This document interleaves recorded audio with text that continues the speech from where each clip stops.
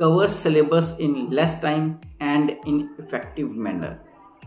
सो ये आज का हमारा वीडियो रहेगा, क्योंकि बहुत सारे बच्चे हमसे ये पूछते हैं कि सर कम समय में ज़्यादा सिलेबस किस तरह से किया जाए, और जो सिलेबस किया जाए इस तरह से किया जाए कि वो हमें एग्ज़ाम्स में भी ज़्यादातर भूले ना, उसको हम आराम से वहाँ पे मेमोराइज कर सकें।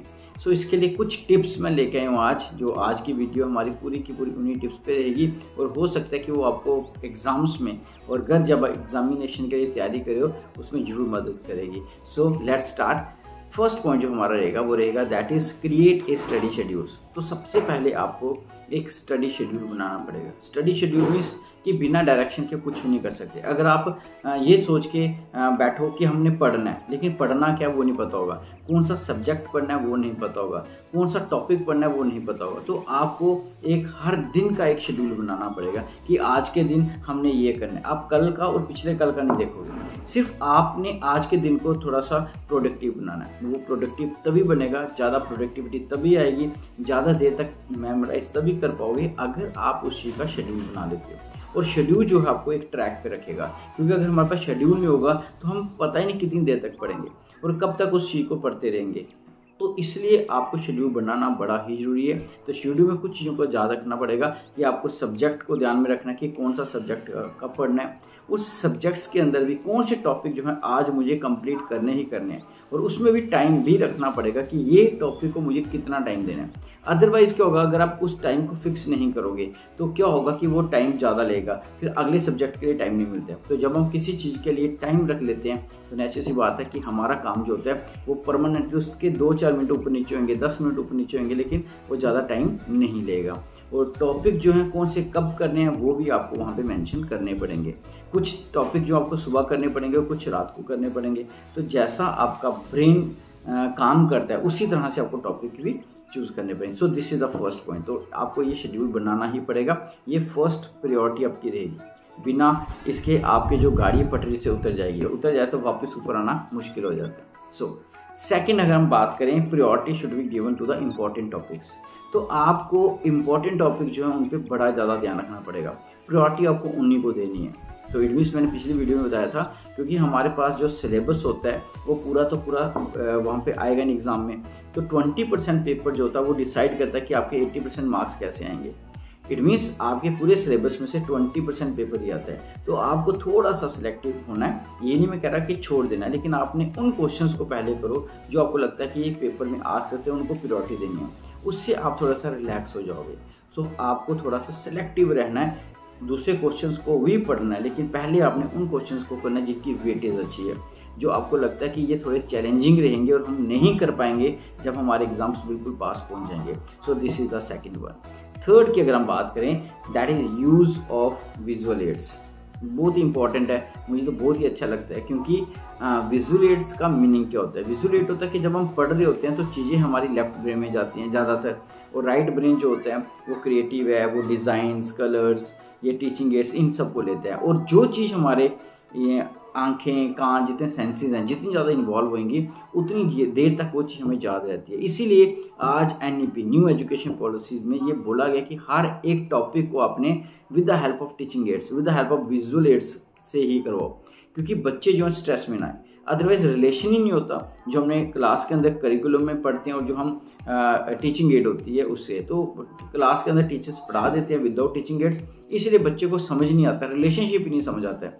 तो जब आप कहीं से भी विजुअल एड की मदद से पढ़ते हो तो उससे क्या होता है कि वो जो आपकी लॉन्ग टर्म मेमोरी में चला जाता है, तो आपको भूलेगा भी नहीं। तो इसका भी ध्यान रखना है कि हमें पढ़ते समय कोशिश करना है जो टीचर ने पढ़ाया होगा उसको विजुअलाइज करो, या कहीं से भी किसी भी तरीके से आप टीचिंग एड से पढ़ो, तो वो आपको मजा आएगा पढ़ने। Fourth, use technology. आप जितना हो सकते हैं यूज़ करो टेक्नोलॉजी को। आपको भी पता है आज पढ़ना कोई मुश्किल नहीं। एक मोबाइल आपके पास है, उसमें पॉडकास्ट हो गया, यूट्यूब हो गया, गूगल हो गया, इतने सारे आपके पास ऐप्स हैं, इतने सारे आपके पास सॉफ्टवेयर्स हैं, इतने सारे आपके पास टीचिंग मटेरियल्स हैं जिनको आप यूज़ कर सकते हो। टेक्नोलॉजी के बिना मत पढ़ो, जितना हो सकता है टेक्नोलॉजी को यूज़ करके पढ़ो। क्योंकि आज छोटा सा अगर टॉपिक लेते हो बायोलॉजी का, डाइजेस्टिव सिस्टम, कई बार पता ही नहीं चलता कि खाना कहाँ जा रहा है, स्टोमक के अंदर क्या है, अंदर की कंडीशन कैसी है।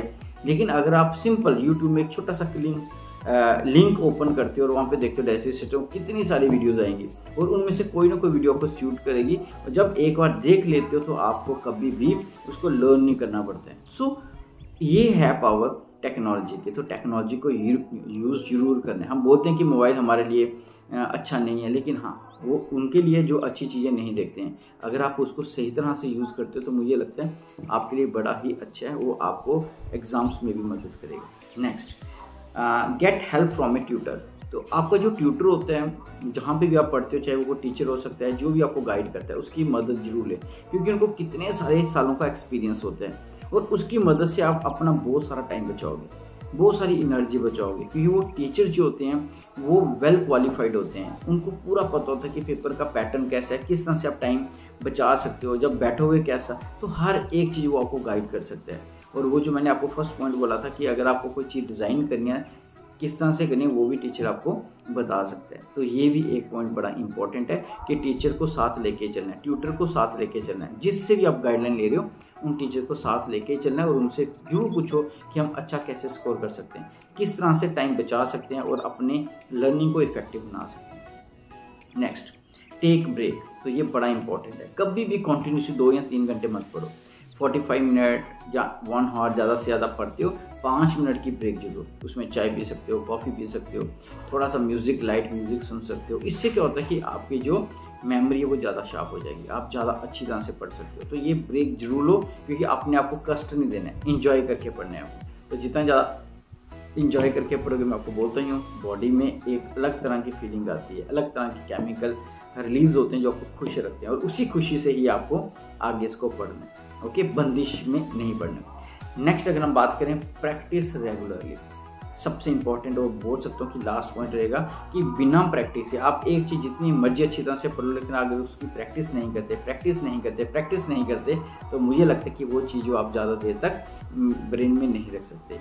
तो किसी भी तरह की कोई चीज़ कर रहे हो तो उसकी प्रैक्टिस बार बार करो। और प्रैक्टिस के लिए आप मॉक ड्रिल्स ले सकते हो। पिछली वीडियो में बताया था कि आप अपना एक छोटा सा टेबल लेके, जैसे स्कूल नहीं होता है, चेयर लेके वहाँ पे बैठो और अपना पूरा पेपर, पुराने पेपर्स को डिस्कस करो, पुराने पेपर्स को रख के देखो कितने टाइम में कर सकते हो। कई बार बच्चे इसको कर ही नहीं पाते हैं, तो आप वहाँ से आपको अपनी शॉर्ट कमिंग्स पता चलेंगी कि क्या पेपर में जब बैठेंगे तो क्या क्या प्रॉब्लम आएगी। कई बार आपको भूल जाएगा, कई बार स्पेलिंग गलती करोगे आप, कई बार आप क्या करोगे कि जो टाइम होता है वो आपको 2 घंटे का होता है, उसको 2.5 घंटे लगा देते हो। आधा घंटा एक्स्ट्रा क्यों लगा?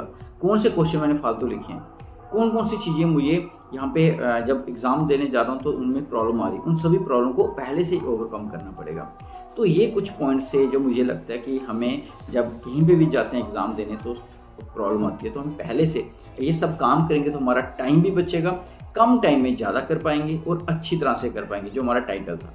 सो हमें जो स्टडी करनी है वो हार्ड स्टडी नहीं करनी है, हमें कौन सी करनी है, दैट इज स्मार्ट स्टडी करनी है।